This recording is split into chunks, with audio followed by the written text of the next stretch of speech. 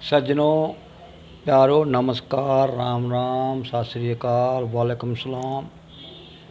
सबसे पहले तो मैं आप सबसे एक ही बात पूछना चाहता हूँ, एक ही बात सिर्फ बताना चाहता हूँ। उसे समझिए, विचारिए, गौर कीजिए, पर हाँ, कमेंटों में गालियाँ मत दीजिए। जो बात मैं कहने जा रहा हूँ वह मैंने बहुत बार सुनी है पुजारियों से, और कई जगह मैंने पढ़ी भी है। वह बात ऐसी है कि कहते हैं कि जो परमात्मा है वह हर जीव के अंदर बसा हुआ है। लेकिन कई तरीके से लोग कहते हैं, पुजारी वर्ग कई तरीके से बताते हैं इन बातों को, कि जो परमात्मा है, जो वह ईश्वर है, वह कण कण में विद्यमान है, यानी कि कण कण में बसा हुआ है। कई कहते हैं हर जीव के अंदर है, हर जीव के अंदर है परमात्मा। सारा ब्रह्मांड उसी का है। सब ऐसी ही बातें बताते हैं। कोई तो कण कण में बताता है। अगर मान लीजिए जहाँ हम पैर रखते हैं, हमारे पैर के नीचे भी है, हमारे सर के ऊपर भी है, इस टाइम मेरे सारे शरीर पर भी है। कण कण की बात का मतलब ये है। कुछ कहते हैं यह आदम जो परमात्मा है वह हृदय में बसा हुआ है, हृदय में बसा हुआ है। अब इन बातों का जरा कब थोड़ा सा विचार कीजिए।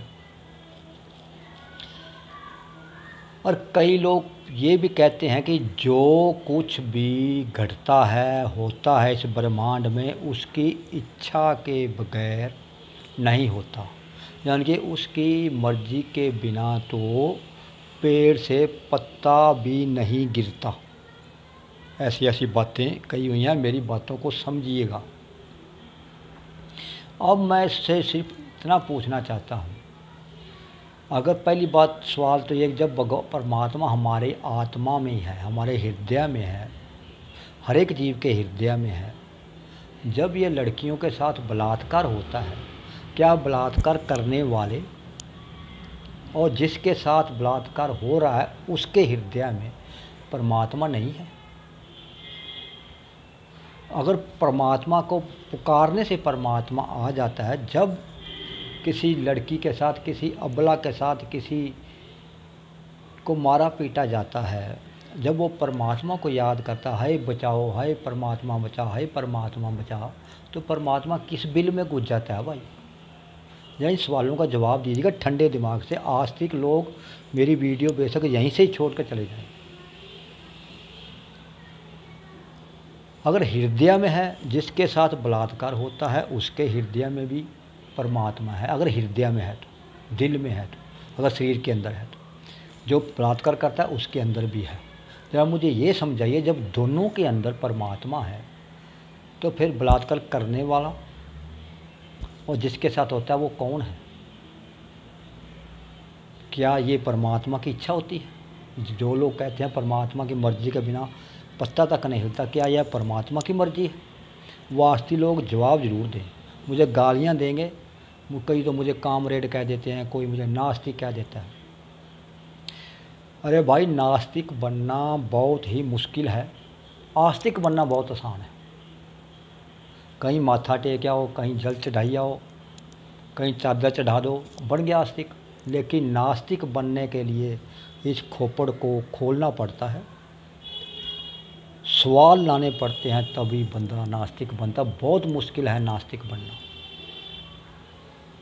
मेरा सवाल ये है कि अगर परमात्मा शरीरों के अंदर है, जैसे कि मैंने कहा है, जिसके साथ बुरा होता है, जो बुरा करता है, क्या उनके अंदर परमात्मा नहीं है? अगर परमात्मा कण कण में है, फिर भी वहीं पर परमात्मा मौजूद है। अगर कण कण में है,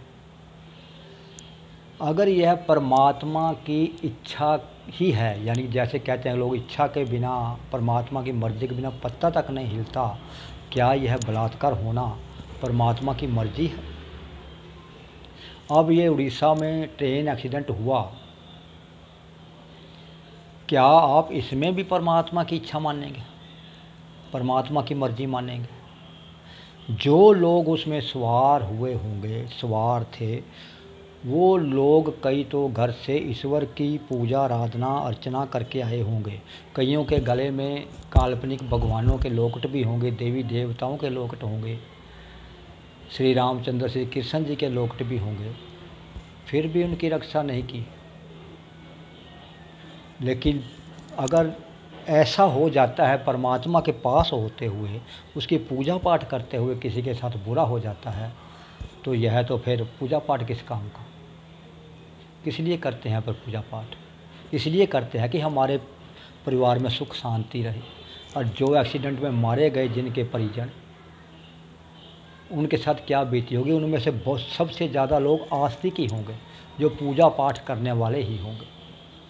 लेकिन मैं इसमें परमात्मा को दोष नहीं देता। आत्मा और परमात्मा एक और विषय है, उसको किसी ने देखा नहीं, ना आत्मा को देखा है हमने अपनी को, ना अपने मन को देखा है, ना ही परमात्मा को देखा है किसी ने।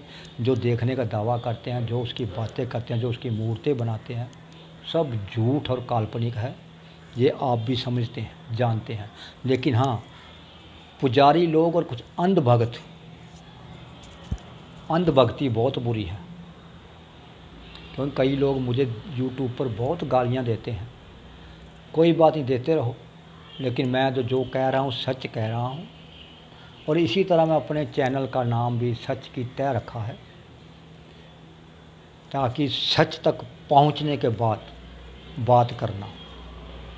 जो भी सवाल मेरी इन बातों से खड़े हुए हैं, उन बातों का जवाब आप मेरे कमेंट में देना, लेकिन गालियाँ मत देना। इससे आपकी ही ज़ुबान गंदी होगी। अब परमात्मा, मैं फिर कह देता हूँ कि परमात्मा, आत्मा, मन, इनको किसी ने आज तक नहीं देखा और ना ही कोई देख पाएगा। यह सिर्फ एक ज्योति है। मन भी ज्योति स्वरूप है, और जिससे हम पैदा हुए हैं वो भी ज्योति स्वरूप है। उसकी कोई मूर्त नहीं है। यही सच है। बाकी आपकी मर्ज़ी। हम तो ये नहीं कहते कि आप पूजा पाठ ना करो, हमारा क्या बिगड़ रहा है। हम तो जो हम कर रहे हैं हम करते हैं अपना पूजा पाठ, तुम भी अपना पूजा पाठ करो, कोई दिक्कत नहीं।